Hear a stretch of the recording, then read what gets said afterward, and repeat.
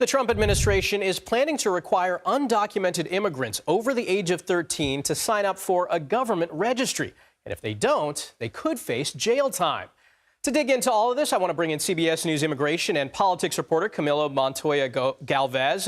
Thanks so much for joining us. I want to ask, what more do we know about this government registry?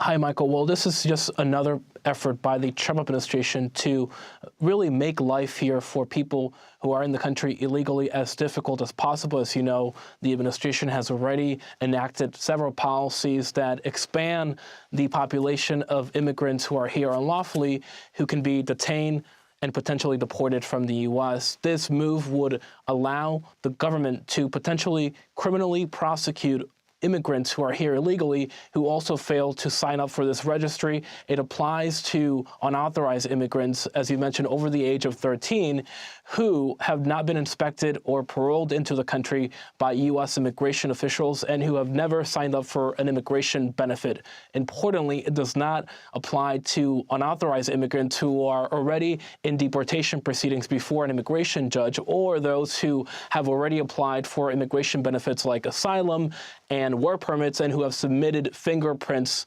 pursuant to those applications. But still, this population could be significant in scope and could, number in the millions, according to some experts. And the idea here, according to the Trump administration, is to encourage, Michael, people to self-deport from the country. Now, Camilo, according to Homeland Security, there have been more than 20,000 ICE arrests during the first month of the Trump administration. So what does that tell us about this administration's approach to immigration? Well, Michael, as you know, ICE is now at the center of this promise by President Trump to conduct the largest deportation operation in American history. And that agency has been ramping up deportation arrests across the U.S.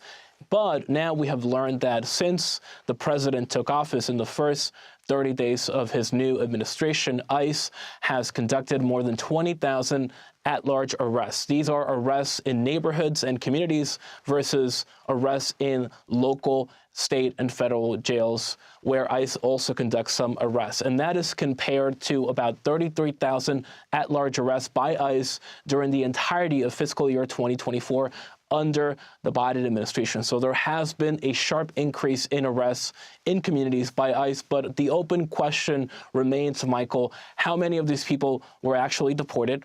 How many of those people are actually still detained, and how many of those people had to be released because of dwindling bed capacity? As you know, right now, ICE is struggling to detain everyone who it is arresting.